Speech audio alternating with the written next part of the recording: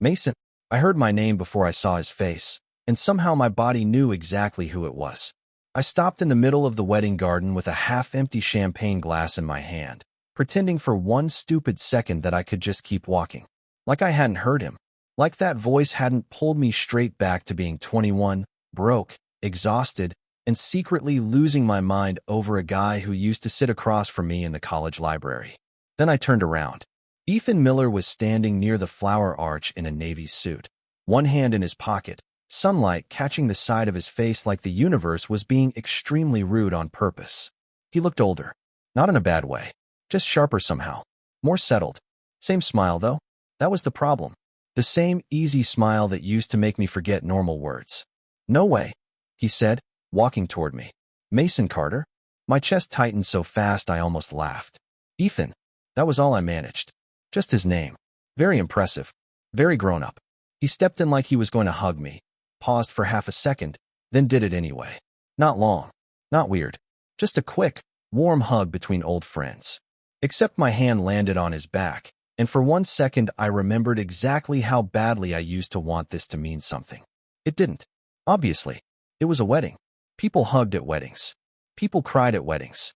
People made terrible decisions at weddings. "I didn't know you were coming," I said when we pulled apart. That was a lie. Kind of. I knew there would be old college people here. I just hadn't let my brain say his name out loud. Ethan tilted his head. "Harper didn't tell you. Harper tells me things when she wants to ruin my life."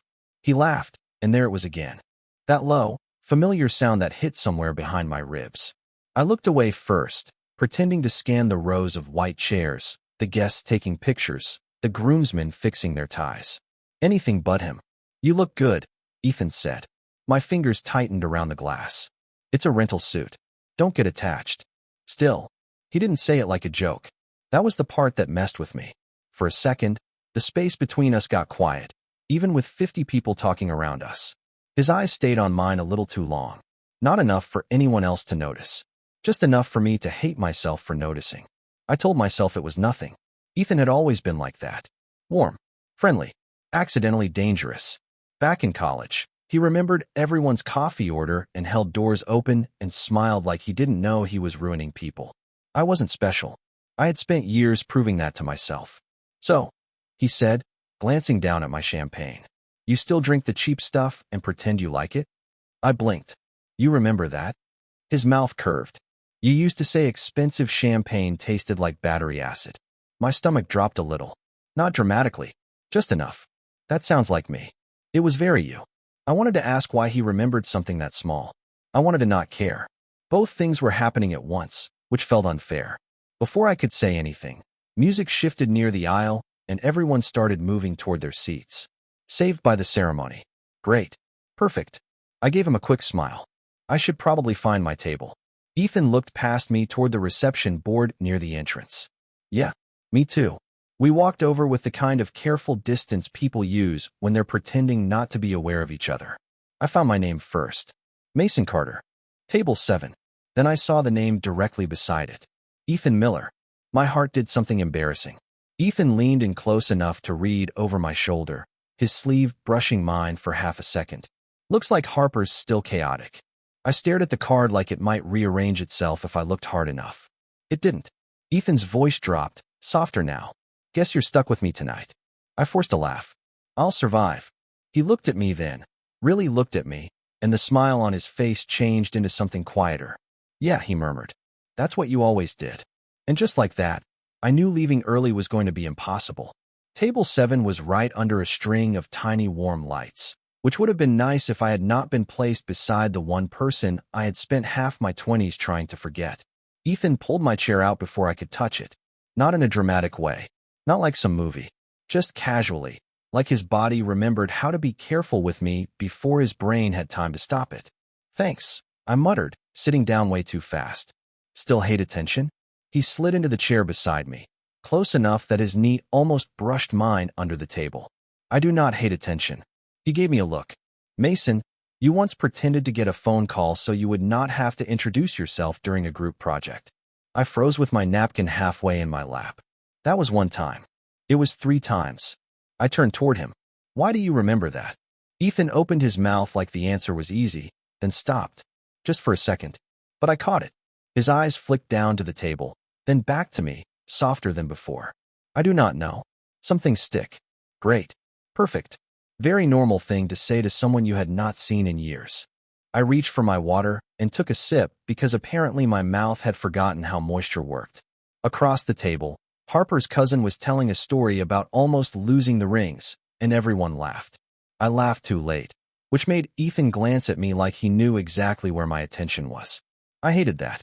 I hated that he could still read me. Dinner started with salads and tiny rolls that nobody was pretending were enough food. Ethan noticed me eyeing the bread basket and nudged it closer with 2 fingers. You still skip lunch when you are nervous? My chest tightened. I am not nervous. Right. I am hungry. Sure. He put one of the rolls on my plate anyway. It should not have done anything to me. It was bread. A dinner roll. Completely harmless. But back in college, Ethan used to do that too. Slide food toward me during late study nights when I forgot to eat. Push his iced coffee across the table when mine ran out. Toss me his hoodie and act like he had not noticed I was cold. Little things. Probably meaningless things. The worst kind. I took the roll and stared at it like it had personally attacked me. You are doing that thing, Ethan murmured. I looked over. What thing? Where you get quiet because you are thinking too much. My stomach dipped. Maybe I just have nothing to say. His smile barely moved. You always had plenty to say, just not when people were actually listening. That landed somewhere too deep. I looked away first. Again. Then one of the groomsmen at the table leaned forward, squinting at us like he had just discovered evidence. Wait a second. Did you 2 date in college or something? My hand slipped against my glass. Ethan caught it before it tipped. His fingers closed around mine for half a breath. Warm. Steady. Too familiar for a touch that accidental. No, I answered too quickly. Everyone laughed. Heat climbed up my neck. Ethan did not laugh right away. He just looked at our hands before letting go. Slow enough that I noticed. Slow enough that I knew he meant me to notice. Then he leaned back, calm as ever, and said, Mason would have made that impossible. The table laughed louder. Someone made a joke about missed opportunities. I smiled because that was what you did when people accidentally stepped on something real. But Ethan turned his head slightly, voice lower, so only I could hear. Was I wrong? I stared at him. The room kept moving around us. Forks, glasses, music, people talking about speeches and cake, and who already cried during the vows. But for 1 second, it all blurred behind him. Ethan, I started, though I had no idea what I was about to say. Then the microphone squealed near the dance floor, and Harper's voice came bright through the speakers. All right, everyone. We are doing the friendship dance, and nobody gets to hide. Ethan's eyes stayed on mine. Saved by the bride, he murmured. But when Harper called our names next, his smile changed, and my heart dropped all over again. Harper called it a friendship dance, which sounded innocent until I realized it was basically emotional torture with a playlist. Mason Carter and Ethan Miller, she announced, smiling way too hard from the microphone. College reunion pair. Get up here. Half the table turned toward us. Someone clapped. Someone else made a low whistle like this was funny and not my personal nightmare. I stayed seated for 1 extra second, hoping the floor would open or the power would go out or literally anything else would happen. Ethan stood first. Of course he did. Calm. Easy. One hand smoothing the front of his jacket before he looked down at me. You coming? I forced a laugh. Do I have a choice? Not really. Then he held out his hand. Not dramatically. Not like he was asking for something big. Just palm up, waiting. And somehow that was worse. Because my brain flashed back to college again. Ethan reaching across a study table to steal my pen. Ethan pulling me away from traffic with 2 fingers around my wrist. Ethan touching my shoulder during a party and asking if I wanted to leave because I looked miserable. All those tiny moments I had buried under years of pretending. I put my hand in his. His fingers closed around mine, warm and careful, and my stupid heart reacted like it had been waiting the whole time. The dance floor was full of people laughing, pairing up, making jokes. Harper had picked some slow acoustic cover that made everything feel more serious than it needed to. Ethan stepped closer, one hand settling lightly near my upper back. Safe. Polite. Still enough to make my breathing feel uneven. Relax, he murmured. I am relaxed. You are holding your breath. I let it out too fast. He smiled, but it was not teasing this time. More like he was trying not to look too pleased about knowing me that well. We moved badly at first. I stepped on his shoe within 10 seconds. Sorry. You always were dangerous. You are the one who agreed to dance with me. I did not exactly fight it. I looked up at him. Big mistake. His eyes were already on me, steady and close, like the rest of the room had gotten quieter just for him. I tried to joke. Careful. People already think we dated. Ethan's thumb shifted against my hand. Barely anything. Still, I felt it. Would that have been so terrible? My mouth opened. Nothing came out. That was the problem with Ethan. He could say something like that softly, almost casually, and somehow leave me standing there with my chest wide open. I looked past him, over his shoulder, toward the bar, the cake table, Harper dancing with her new husband. Normal things. Safe things. But my hand was still in his, and he was still close, and I could not keep pretending the air between us felt normal. You cannot just say stuff like that, I managed. Ethan's expression changed. The smile faded a little. Why not? Because I used to think about you so much it embarrassed me. Because I spent 2 years reading into every look you gave me. Because I had finally convinced myself none of it mattered. I said none of that. I just shrugged like an idiot. Because it sounds like a joke. He watched me for a second. Then another. Around us, people kept turning in slow circles, laughing and stepping on dresses and bumping shoulders. But Ethan did not move away. Maybe I am tired of everything sounding like a joke. My pulse jumped. There it was. The thing I could not explain away. Not with nostalgia. Not with wedding champagne. Not with Ethan just being friendly. I stared at him, waiting for the grin. The punchline. The easy escape. It never came. Then the song ended. Applause broke out around us, loud enough to snap the moment in half. I started to pull my hand back, embarrassed by how badly I needed space. Ethan let go. Almost. His fingers slipped from mine slowly, like he was making a decision with every inch. Then Harper appeared beside us, glowing and breathless. You two are adorable, she said, pointing between us. Like, annoyingly adorable. I laughed because I had to. Ethan did not. He only looked at me, quiet and unreadable. And that silence said more than any joke could have. I should have gone back to the table after the dance. That would have been the smart thing. Sit down, drink water, act normal, let Ethan turn back into a memory with good timing and unfair eyes. Instead, I walked toward the side hallway near the restrooms because I needed 2 minutes where nobody was watching me pretend I was fine. The hallway was quieter, lined with framed photos of the venue and one tiny table full of extra programs. I stopped there, hands braced on the edge, breathing like I had just run a mile instead of survived one slow song. Mason. Of course. I closed my eyes for half a second. You keep doing that. Ethan's footsteps slowed behind me. Doing what? Showing up right when I am trying to not think about you. The words left my mouth before I could stop them. I froze. He did too. For a second, the only sound was music leaking through the walls and muffled laughter from the reception. I turned around carefully, already looking for a way to make it sound like a joke. Ethan stood a few feet away, one hand still in his pocket, his face unreadable in that way that made my stomach twist. Sorry, I said quickly. That came out weird. Did it? His voice was quiet. Too quiet. I looked at the carpet. Ethan. No, I am serious. He stepped closer, not enough to trap me, just enough to change the air. Did it come out weird, or did it come out honest? My throat went dry. There were 100 easy answers. Yes. No. Forget it. Weddings make people dramatic. Pick one, Mason. Pick the safest one. But then he reached toward me, slow enough that I could move away if I wanted to. I did not. His fingers brushed my sleeve near the cuff, where a loose thread had curled out from the rental jacket. This has been bothering me all night, he murmured. You could have said something. I know. He gently pulled the thread free. It was nothing. Barely a touch. Still, my whole body paid attention. His hand stayed near mine for 1 second too long, then another. Neither of us moved. I looked up, and Ethan was already looking at me like he had been trying not to all night. Back there, I said, voice lower than I meant it to be. On the dance floor. What did you mean? His eyes searched mine. Which part? Do not do that. A tiny breath left him, almost a laugh, but it did not reach his face. I meant what I said. That is not an answer. It is the only one I know how to give without ruining your night. That hit harder than it should have. My chest tightened, and for a second, I forgot we were in a hallway at someone else's wedding. I forgot there were guests 20 feet away, a bride waiting to cut cake. A room full of people who could turn the corner at any second. Ethan's hand shifted again, his fingers almost touching mine. Almost. Did I ever make you nervous back then? He asked. My pulse jumped so hard it felt stupid. I stared at him. You knew? I wondered. That is different. I hoped, he admitted, barely above a whisper. The whole hallway seemed to drop out from under me. I wanted to laugh. I wanted to be mad.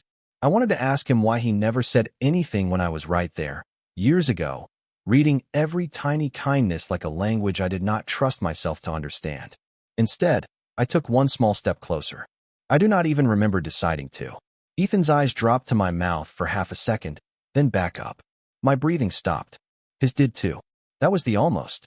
The dangerous little second where neither of us had a joke ready. Where his hand finally touched mine. Just the side of it, warm and careful. Where I thought maybe this was it.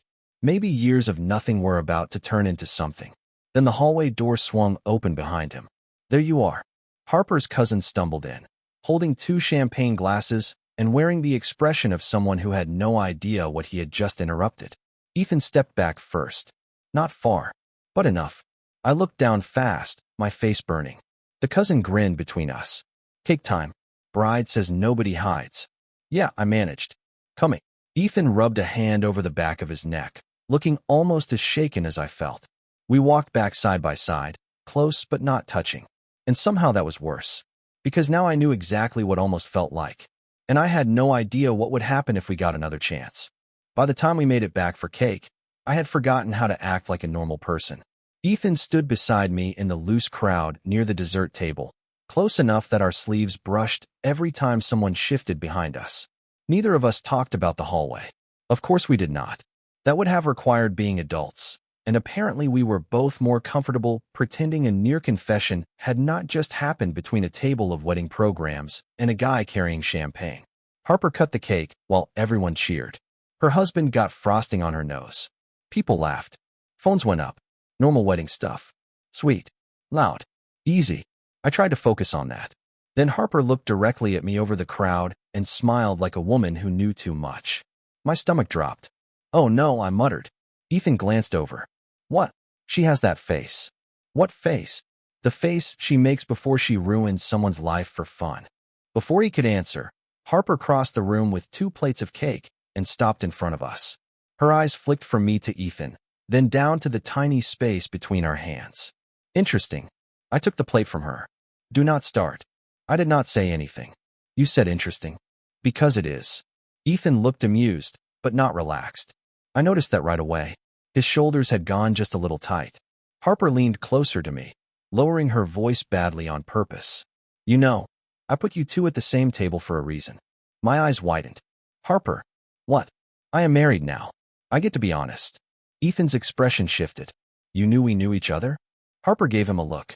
Ethan, you asked me if Mason was coming before you even said congratulations. Silence. My fork stopped halfway through the cake. Ethan looked at Harper like she had just pushed him off a small emotional cliff. That is not exactly how it happened. That is exactly how it happened. She turned to me, softer now, but still grinning. He was very casual about it. Painfully casual. Like, hey, congrats. By the way, is Mason coming? Heat crawled up my neck. I looked at Ethan. He looked away first. That should have felt like a win. It did not. It made my chest hurt in a new, confusing way. Harper's smile faded a little when she saw both our faces. Sorry. I am teasing. Mostly. She touched my arm. But you 2 should talk. Really talk. Then she disappeared back into the crowd like she had not just dropped a grenade into my evening. I stared down at the cake. Could not taste it. Could barely breathe around the thought that Ethan had asked about me before tonight. Not just recognized me. Not just remembered me. Asked. Mason. His voice was careful. I hated careful. Careful meant someone was about to put walls back up. It was not a big deal. There it was. The wall. I nodded too fast. Right? No, yeah? Totally. His jaw tightened. That is not what I meant. It is fine. You do that when you are hurt. I let out a small laugh with no humor in it. And you apparently ask about people like it is nothing, then act surprised when they wonder why. Ethan looked at me then, really looked. For a second, I saw something crack through his calm. Guilt maybe. Fear. Because wondering was safer than saying anything. The answer hit me quietly, harder than if he had raised his voice. Before I could respond, A woman in a silver dress appeared beside him and slipped a hand around his elbow. "There you are," she said brightly. "The photographer wants us for a table shot." She smiled at me, friendly and completely unaware. "You must be Mason." "I am Olivia." Ethan's eyes stayed on me. "She is from my studio." I heard him. I did. But all I could see was her hand on his arm. How natural it looked. How easy they seemed standing together. The old version of me woke up immediately. The one who knew better than to hope. "Nice to meet you," I managed. Olivia tugged lightly. "Come on, Ethan. We are holding everyone up." He hesitated. Actually hesitated. Like leaving me there cost him something. But then he went with her. And I stood alone with a half-eaten piece of cake, telling myself this was exactly why I should have left before dinner. I lasted 12 minutes after Ethan walked away with Olivia. I know because I checked my phone 3 times like that made me look busy instead of pathetic. 12 minutes of pretending to read old group texts. 12 minutes of smiling at people I barely remembered. 12 minutes of watching Ethan across the room while telling myself I was not watching Ethan across the room. Olivia stood beside him for the photo, laughing at something the photographer said. Ethan smiled too, but it was distracted. His eyes kept moving past the camera, past the bridesmaids, past the table numbers and flowers, toward me. The first time, I looked away. The second time, I hated that my chest warmed. The third time, I grabbed my jacket from the back of my chair and headed for the exit. Not because I was dramatic, because I knew myself. I knew the old pattern. Hope, panic, overthink, disappear before anyone could reject me out loud. The night air hit my face as soon as I stepped outside. The venue parking lot was quiet, a little chilly, the gravel crunching under my dress shoes. I made it halfway to my car before I heard the door open behind me. "Mason." I kept walking. Terrible idea. Mature, obviously. "Mason, wait." His footsteps got closer. "Please." That word stopped me more than his hand would have. I turned around slowly. Ethan stood near the edge of the lot, jacket open, tie loosened, looking less perfect than he had all night. More real, more shaken. "You are leaving?" I shrugged like my heart was not trying to climb out of my chest. "It is late." "It is 9:40. Exactly. Basically midnight." He did not smile. That made it worse. He took a few steps closer, then stopped, careful not to crowd me. "Olivia is not my date." I looked away. "You do not have to explain." "I want to." His voice was firmer than before. "She is my business partner. She knows Harper through work. That is it." "Okay." "Mason." The way he said my name made me look back. His eyes were steady, but his jaw was tight, like he was holding a dozen things behind his teeth. "I did not want you to leave." My chest went still. Not tight. Not fluttery. Still. Like my body had paused to make sure I heard him right. "Why?" The question came out rougher than I meant it to. Ethan glanced toward the glowing windows of the venue, then back at me. "Because tonight has not felt normal to me either." I swallowed. "It is a wedding. Weddings make people weird." "No," he shook his head once. "Do not do that." "Do what?" "Explain it away before I even get the chance to be honest." That landed hard. I had nothing ready. No joke. No exit. Ethan moved one step closer. Close enough now that I could see the nervous way his fingers flexed at his side. "When Harper told me you were coming, I almost did not show up." I blinked. "Why?" "Because I knew I would look for you the second I walked in." The parking lot went quiet around us. Somewhere inside, people cheered at something. Maybe a speech. Maybe a song. I barely heard it. Ethan let out a small breath, almost embarrassed. "And then I saw you, and it was worse than I thought." "Worse?" "Yeah." His mouth pulled into a weak smile. "Because you smiled at me like it was nothing, and I remembered exactly why I never got over you." I stared at him. I actually stared, because there was no way to absorb that sentence casually. My fingers tightened around my car keys until the metal bit into my palm. "Ethan." I was not joking earlier. His voice dropped. "On the dance floor. In the hallway. Any of it." For 1 second, he looked almost scared of what he had just admitted. That made it feel more real than confidence ever could have. I stepped back, not because I wanted space, but because my body did not know what else to do with that much hope. His face flickered.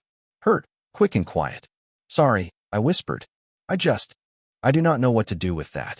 Ethan nodded slowly. "Me neither." Then, after a beat, softer. "But I do not want to go back in there and pretend this is nothing." And that was the first time all night I finally believed I was not the only one in trouble. For a second, Neither of us moved. Ethan stood there under the parking lot lights with his tie loose and his eyes on me. And I had the insane thought that maybe this was what I had been waiting for since college. Not a big speech. Not a perfect moment. Just him finally looking scared too. That should have made me brave. It did not. You never got over me? I repeated, because apparently my brain had chosen the most painful sentence to hold on to. Ethan rubbed a hand over his mouth and looked down at the gravel. That came out bigger than I meant it to. There it was. My chest tightened. The step back. The cleanup. The part where he realized he had said too much and started making it smaller. I nodded fast, already reaching for the safest version of myself. Right? No, yeah? I get it. Weddings. Old memories. Open bar. His head snapped up. That is not what I meant. It is fine. Mason. Seriously, Ethan, it is fine. My voice sounded too light. Fake light. The kind of voice I used when I wanted someone to stop looking closely. You do not have to explain it again. I am not going to make this weird. He stared at me like that actually hurt. You think I regret saying it? I hated how quickly he found the bruise. I looked past him toward the venue windows, where people were dancing like the whole world was simple. I think you said something in a parking lot at a wedding, and now you are trying to take some of it back. Ethan took one step toward me, then stopped himself. His hands curled at his sides like he did not know what to do with them. I am not trying to take it back. Then why did you say it came out bigger than you meant? The question sat between us, ugly and honest. Ethan exhaled slowly, looking away for the first time. That silence scared me more than any answer. Because I do not know how to say this without making it sound like I have been carrying some dramatic secret for 6 years. A small, humorless laugh left him. And because I am not exactly proud of how I handled it back then. I swallowed. Handled what? He looked at me again, and something in his face had gone quieter. Younger, almost. You. My grip tightened around my keys. Me? Yeah. He nodded once, barely. The way I watched you. The way I tried to get close, and then acted like it was casual. The way I panicked every time it felt like you might actually notice. My throat went dry. I had imagined a lot of things over the years. This was not one of them. You panicked? Constantly. He gave me a faint smile that disappeared almost immediately. I was not out to myself in any useful way. I had friends who made jokes. A family that pretended they were open-minded until it got close to home. And then there was you. He paused, eyes flicking over my face. You made it feel real, which made it terrifying. I wanted that to fix everything. Part of me did. But another part of me remembered being 21, sitting across from him in the library, wondering if I was crazy. Remembered going home after every almost touch feeling stupid for wanting more. So you just let me think I imagined it? My voice was softer now, but it landed harder. Ethan flinched a little. Not dramatic. Just enough. I did not know you felt that way. You hoped. Yeah. That is worse. He had no answer for that. The wind moved between us, cold enough that I finally realized I was still holding my jacket instead of wearing it. Ethan noticed too. Of course he did. His eyes dropped to it, and for 1 second I thought he would reach for me. He did not. Maybe he was afraid I would step away again. Maybe he was right. From inside, Harper's voice came faintly through the open doors, calling everyone back for the bouquet toss. People cheered. Someone laughed too loud. The whole wedding kept going without us. Ethan looked toward the sound, then back at me. We should go back in. My heart sank before I could stop it. Yeah. He heard it. I knew he did. His expression changed, but he still nodded, like he had decided not to push. And somehow that hurt more. We walked back side by side with more space between us than before. Not a lot. Just enough to feel deliberate. At the door, Ethan reached for the handle, then paused. Mason. I looked at him even though I did not want to. I am not ashamed of you. The words hit so quietly I almost missed them. His hand stayed on the door, knuckles pale. I was scared of myself. That is different. It is not better, but it is different. I did not know what to say, so I said nothing. Ethan opened the door, and the warm noise of the reception swallowed us whole. But as we stepped back inside, I realized the worst part was not that I was mad at him. The worst part was that I still wanted him to reach for my hand anyway. Inside, everything was too bright, too loud. People were laughing around the dance floor, clapping for a bouquet toss I did not care about, while Ethan and I stood near the back like two people who had just walked in from a different story. I tried to blend in. I really did. I smiled when someone bumped my shoulder. I took a glass of water from a passing tray. I nodded like I was listening when a guy from college started talking about his new condo in Denver. But Ethan was 6 feet away, and every inch of that space felt intentional. I hated it. I hated that I wanted him closer. I hated that I was still mad. Both things sat in my chest at the same time, heavy and annoying and very much alive. Then Harper caught my eye from across the room. She was standing with her bouquet in one hand, watching me with that soft expression people only use when they know you are lying to yourself. I looked away first. Too late. Mason. Ethan's voice came from beside me. I turned. He had stepped closer while I was pretending not to notice him. His face was calm, but his hand kept flexing at his side. Nervous. Still nervous. Can we stop doing this? My mouth went dry. Doing what? He gave me a look. Not sharp. Just tired. Acting like we are fine in public and falling apart every time nobody is listening. The words landed so cleanly that I had no defense ready. That is dramatic, I muttered. It is accurate. He glanced toward the hallway, then back at me. 5 minutes. Please. I should have said no. I followed him anyway. We did not go back to the same hallway. That felt too dangerous now. Ethan led us through a side door into a small coat room near the lobby, quiet except for the low hum of the air conditioner and the muffled bass from the reception. Coats hung around us in neat rows. Someone had left a pair of heels under a bench. It was stupidly normal. That made it worse. Ethan closed the door, but did not lock it. Then he stood there, hands at his sides, like he had brought me in and suddenly forgot how words worked. You wanted 5 minutes, I said. Use them. He nodded, eyes dropping briefly to the floor. Okay. A pause. I liked you. My chest tightened. Back then. His gaze lifted. Tonight. In between. Not every single second like some tragic movie, but enough that when Harper said your name, I felt it here. He touched his chest once, awkward and honest. And I got scared all over again. I swallowed hard. You could have told me that in college. I know. You could have told me tonight without making it sound like a joke first. His jaw tightened. I know. The simple answer almost made me angrier. No excuse. No speech. Just him standing there and taking it. I looked down at my hands because they had started shaking a little. Do you know what it was like for me? My voice came out quieter than I expected. Sitting across from you, trying to figure out if I was losing my mind because you remembered my coffee order and touched my wrist and looked at me like I stopped. Ethan barely moved. Like what? I laughed once, soft and bitter. Like this. His face changed. Just a little. Enough. The room went quiet. I looked at him then, really looked. I spent years telling myself you were just nice.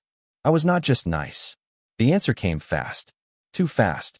His eyes stayed on mine. Not with you. That stole the air out of my lungs. Ethan took one careful step closer.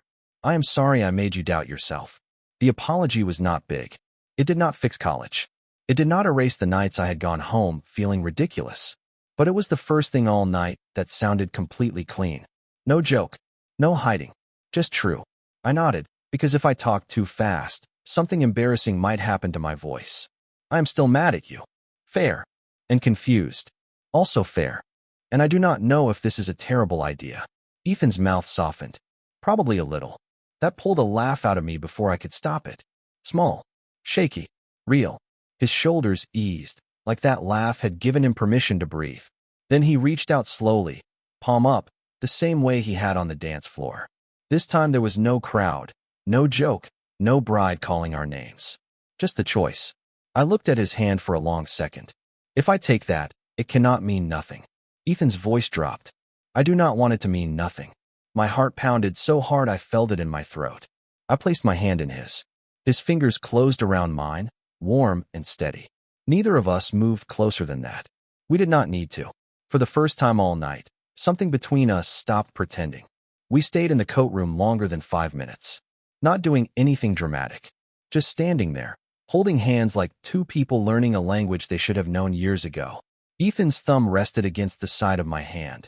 Still, not pushing for more. That somehow made it feel bigger. We should probably go back, I whispered. Probably. Neither of us moved. Then he looked at the door, then at me. Do you want me to let go before we walk out? The question was so careful it almost hurt. I looked down at our hands. His fingers loosened a little, giving me the choice. I thought about college. About every time I had pulled myself back before anyone could see too much. About every joke I had used as an emergency exit. About the parking lot, the hallway, the dance floor, the years between us. Then I closed my fingers around his before he could let go. No, Ethan's face changed in this quiet way I will probably remember for too long. Not a grin. Not relief exactly. More like something in him had finally stopped bracing. Okay, he said softly. Okay. We walked out together. Hand in hand. Not raised like an announcement. Not hidden behind our backs either. Just there. Real enough for anyone paying attention. The reception was still loud, still messy, still full of people who had no idea my entire life had shifted next to a rack of coats. At first, nobody noticed. Then Harper did. Of course she did. She was near the bar, holding a slice of cake she had definitely forgotten to eat. And when her eyes dropped to our hands, she went completely still. I braced for teasing. For a joke. For something loud enough to make me panic. Instead, she smiled. Small. Warm. Like she had been hoping for this, but knew better than to touch it too hard. She lifted her glass a little. I rolled my eyes, but I was smiling too. Ethan leaned closer, voice low. Your friend is terrifying. She planned this whole wedding and still had time to meddle in my personal life. Respect her. He laughed, and this time I did not look away. We went back to table 7. Our chairs were still side by side, the napkins crooked, my half-finished water sitting there like I had left during a normal evening and not an emotional emergency. Ethan pulled my chair out again. This time I let myself notice it. Let myself like it. When he sat down, his knee brushed mine under the table. Neither of us moved away. Olivia passed by a few minutes later and gave Ethan a knowing look. So that is Mason. Ethan's ears actually turned a little red.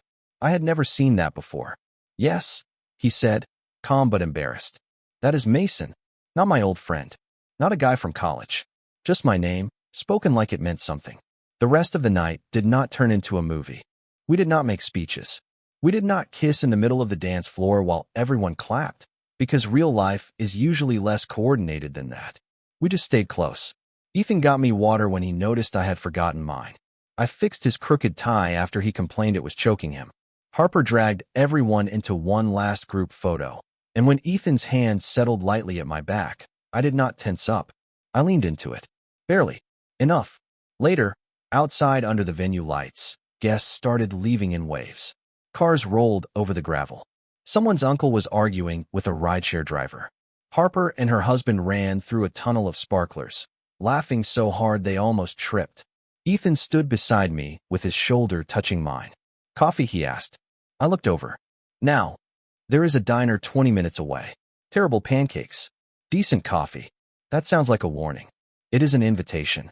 My chest warmed in a way that scared me less than it should have. I glanced down at our hands. Still close. Not touching now, but close enough. Is this a date? Ethan looked nervous again. Good nervous. Honest nervous. I would like it to be. Years ago, that sentence would have broken me. Tonight, it just made me breathe. I reached over and took his hand again. No crowd forced us. No dance floor. No bride calling our names. Just me choosing not to run. Then yeah, I said. Coffee sounds good. Ethan smiled, and this time it did not feel like a memory. It felt like the first real thing after years of almost. We walked toward the parking lot together, hands between us, easy and visible. And for once, I did not tell myself it meant nothing. Because it did mean something. It meant I had run into my first crush at a wedding, and somehow left with a first date.